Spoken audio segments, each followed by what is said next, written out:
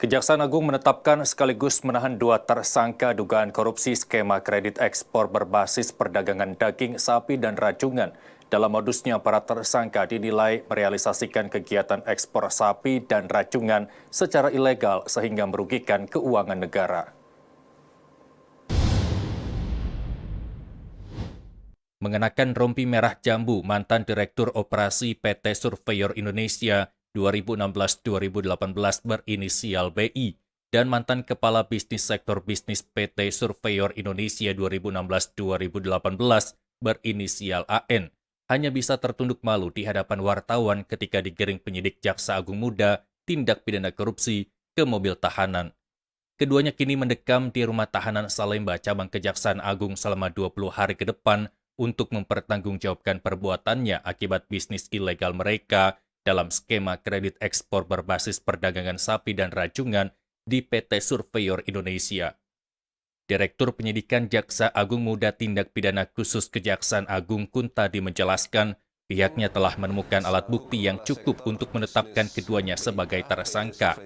Berdasarkan hasil penyelidikan, mereka diketahui menjadikan PT Surveyor Indonesia salah satu perusahaan badan usaha milik negara sebagai jaminan atas transaksi yang mereka jalankan dalam bisnis skema bisnis ekspor sapi dan rajungan ke beberapa negara Eropa.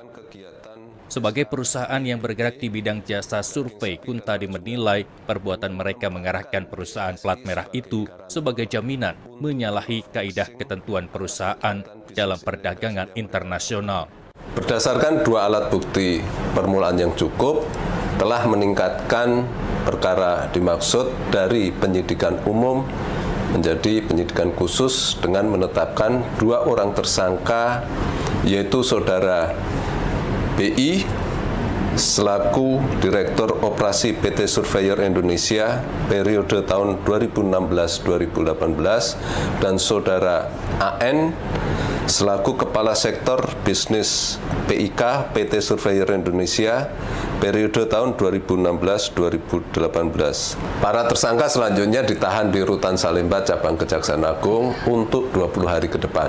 Adapun peran keduanya adalah secara melawan hukum telah melaksanakan kegiatan SKEBP daging sapi dan rajungan dengan menempatkan PTSI sebagai garantor untuk Bill of Exchange atas kegiatan bisnis ilegal yang mereka lakukan.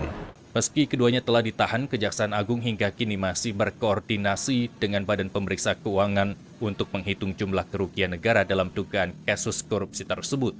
Dari Jakarta, Andrianto, Nusantara TV, melaporkan.